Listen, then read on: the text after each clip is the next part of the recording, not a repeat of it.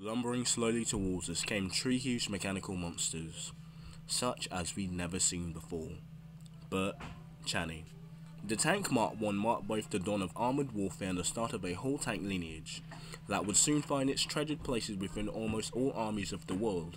It is important to remember that although the weapons of war, perfect in the art of death and destruction on land, the tank also saved lives, thousands of them. This started right in 1916 when the first Mark I's helped restore the confidence of the exhausted and depressed fighting men, after facing years of being treated like meat for the butcher. This was the weapon that would unlock the stalemate and push the end to the trench warfare.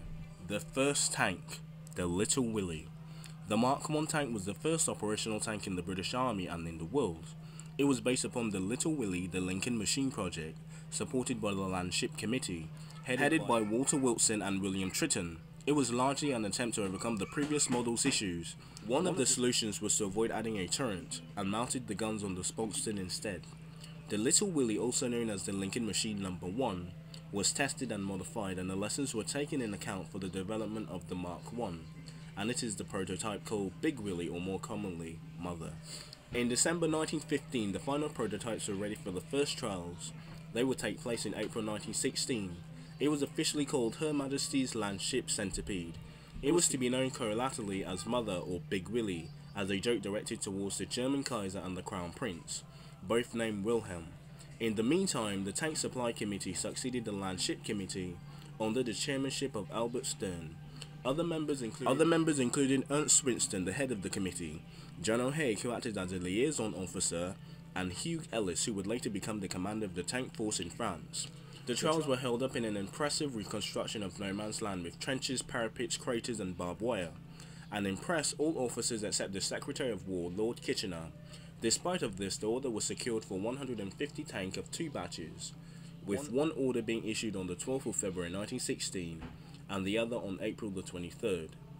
The Mark I elaborated to encompass all lessons learned from the Little Willie trials in 1915. No turret, giving it a low center of gravity, armament mounted on the sponsons, bolted hull made for boiler panels, newly designed tracks inherited from the Little Willie, and a large, easily recognizable rhomboid hull, with the tracks surrounding the hull making it an entire length of the machine. This shape cannot be underestimated. Indeed, a running track at this side allowed to gap the largest known trenches of the time, and negate craters as well, while the front 3-meter recesses allowed for the vehicle to climb almost any obstacle. But in addition to being heavy, these 3 running tracks caused a safety problem for the crew members, who would actually get caught and be dragged under the tank. It was also limited in the ability to store anything on the top, save for a narrow proportion of central hull, such as the cross bridge for the trench crossing. Visibility was perfectible and a lot of space were lost by cramming all the retaining rollers, a nightmare for the engineers as well as the maintenance crew. Proposals for the tank to run was a 6-cylinder petrol engine at the rear of the hull, with no compartmentalization due to the transmission system tunnel which ran through the tank, and more importantly because at this stage the engine was still relatively untested and freaky enough for the engineers to force themselves to need to be able to get their hands on the engine, just in case.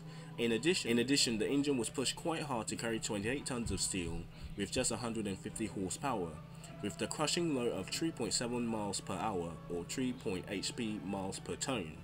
Not surprisingly, the burden was made greater by the incredible sinking nature of the mud, which had been shown in recent studies to just suck and stick in metal, which meant a tremendous force would require to actually extract whatever was plunged into it. At least in the case of the tracks, the flat shape and the serial arrangement made it more likely for it to surf on the surface, although taking along a large amount of mud in the process, being clogged in a sinkhole with just the level of effort which the valiant little Daimler was not ready to undertake. Breakdowns were commonplace and ruined the early stages of the assault, largely diminishing the number of tanks that just had the luck to make their way to no man's land and reach the destination. Also, the engine was not separated from the fighting compartment, which proved to be ruinous for the crew, which fell ill very quickly due to the gaseous fumes, the gases, of course the oil leakage, and of course the humidity within the metal monster, which meant that they were out of service for like 1 or 2 days and only working for 5 to 10 hours at a time. The general staff did not see this sickness as a limitation either, given the relatively short distance which had to be crossed between opposition trenches. A mobility aspect which incorporated into the design concerned the removal of the sponsons, allowing for the tank to be narrower and thus providing easier transport by rail. You can't work a metal monster without the crew. The crew comprised of 8 men, of which 2 were drivers, 1 in the gearbox and the other 1 in the brakes, 2 other controlling the gears of each track. This system needed perfect coordination, which was difficult due to the noise inside and the protective leather helmets that they used. The 4 others were gunners, serving as the 6-pounder and the machine guns. Depending on the armament, 50% of Mark 1s were armed with 2 guns in the sponsons and 3 machine guns, 2 in the sponson and 1 in the axle or in the hull. No less than 150 tanks were built at the William and Foster's Company of the Lincoln Metropolitan Cartonnage of the Metropolitan Cartonnage Wagon and Finance Company at Wensonbury. The initial order was called for 100 tanks, but later in April 1916, it was moved up to 150 tanks, acting as a pre-series of further mass productions. The Foster Company delivered 37 male tanks, while the Metropolitan Cartonnage Wagon and Finance Company of Birmingham delivered 113 tanks, including 38 males and 75 females. Later on, 2 rails were mounted over the hull to handle a wooden beam, used for unditching, which was basically a bridge for infantry and tanks alike to cross a trench. The first were ready in a hurry and deployed in August, just in time for the summer offensive, or well, the end of the summer offensive. Some of the surviving ones were converted into a single tank, with a large antenna at the base of the driver's cab participating in the Battle of Cambrai. Others were simply converted to supply tanks. As the Mark I showed many limitations, the next batch of 50 tanks, 25 males and 25 females, were built by the Foster and Company of the Metropolitan for training purposes only. There were some claims about their unhardened steel plates, but all data seems to show that the Mark IIs were like regular Mark Is. Some 20 or so went to France for advanced training, and those left remained at the Wolves training grounds in Dorset. However, in 1917 there were not enough tanks for operational use of the offensive plan for April 1917 near Arras, the Battle of Arras, and 20 surviving Mark Is and all Mark IIs remaining in Britain were put into action, despite some protests, suffering large casualties mainly due to the new armor-piercing bullets of the German army, which would include the machine Gewehr 08, some reverse bullets, some cave bullets, and even the tank Gewehr 1918. The Mark IIs were training tanks as well, with greater improvements that were still planned for the Mark IV, and were all fitted with Lewis gun machine guns and smaller lighter sponsons. Otherwise, few changes were visible at the beginning, as this batch of 50 vehicles were designed to incorporate all elements of the Mark IV improvements. Deliveries were slowed and none left Great Britain. Their first operational use was in September at Flers-sur-Sélette, but their first attempts were in their disaster. Most of the tanks broke down on the way, others broke down in the mud. However, despite the lack of training of their crews, some managed to reach their designated objectives. Only 59 were part of this attack, and most of them were being captured by the German army by this time. When they appeared, however, through the fog, they had an uncanny psychological effect on the German troops, which fled their trenches, leaving their machine guns. The distant roar and the clinging of the tracks, and later the slow-moving masses emerging from the fog, would resemble nothing built but yet were enough to scare away the Germans. But their ability to take punishment due to the Germans fleeing and to return fire at the Germans were compelled by the fact that the Germans were caught completely unaware of their existence and completely caught off guard. The real surprise achieved was a well-guarded secret behind the name that stuck ever since: the water tank. No, I'm just kidding, the tank. Of course, the crew gets sick, but how sick? This is no common cold. The noise. Of course, a loud motor engine behind everyone would make noise, and of course the crew would be hard of hearing, and of course have ringing ears by the end of the journey. The smell, of course, the hot humidity, the sweating men, no deodorant was made back then, and of course, the carbon monoxide from the engine, of course. The temperatures had reached 50 degrees Celsius, and they were just unbearable, and of course, dehydration, because no water bottles or anything were allowed to tamper with the engine in the back. There were also too powerful of emissions of carbon dioxide, carburetor fuels and oil vapors, all that made worse by the poor ventilation. Another factor for the breakdown was actually the petrol engine. Overwhelmed by the weight of the hull combined with the very sticky heavy mud typical of the region of Flanders and France, sometimes they were rediscovered when evacuating in. Coordination between the tanks also proved inadequate. Theoretically, by using a set of fastons, flags, lamps and styrofoams and other devices inspired by Navy practice, there were no radios on board. Pigeons were still used instead to report position statuses within the general headquarters. And of course, if a tank was travelling in a group or pair, they would have no communication beyond the fact that they could probably just stop and ask for directions. But other than that, with no radio sets on board, they were basically just following their destination and hoping for the best, and this would actually be ratified in the Panzer program of Nazi Germany. Protection issues were also very common, and the crew security was also an issue inside the tank. If the 8mm armor, which was 0.21 inches thick of plate, would prove to be a bulletproof, each impact produced small shrapnel inside the hull, injuring anybody inside. Following the first reports, thick leather jackets and helmets were a combination of leather and chainmail were approved for the crews. Despite the historical importance, especially for the historians in the time that no future generations would see this tank, they were already pretty much knocked out by 1916, literally or figuratively.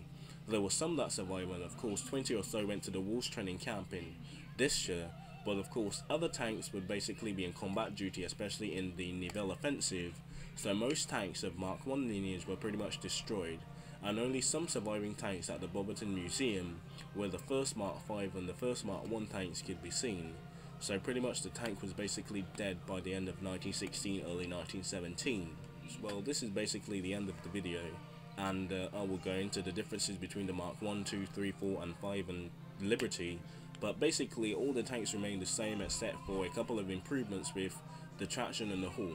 This is a very interesting thing about the British. They will remain something the Star Mark 4 or the Assembly Mark 3, but really and truly they're probably going to change the sight, probably do a reanimation of the balls, and that's pretty much it. It's not really a different gun, it's just an improved version every time a Mark comes out. So I think Mark was actually meant for improvement rather than actually a new type of thing, so it's understandable. But basically, once I run down Mark 1 specifications, this is basically all the tanks that were pretty much fielded. Honestly, I will still go through some minor differences, but this is pretty much it.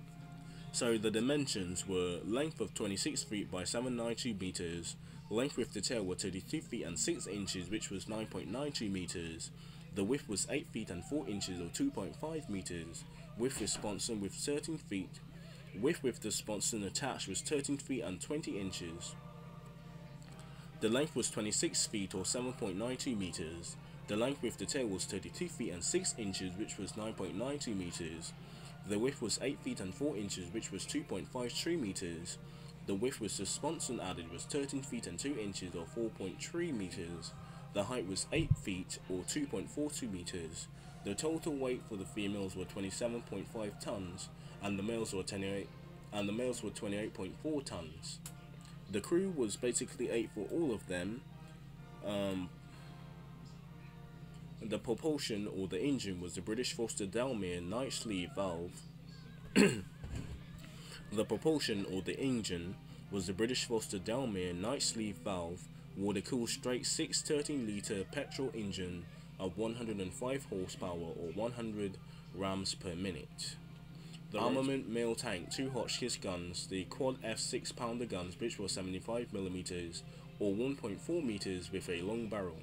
The armament for the females were a 4x303 British cartridge 7.26mm Vickers water-cooled machine gun and 1.03 British cartridge 7.26mm Hotchkiss air-cooled machine gun.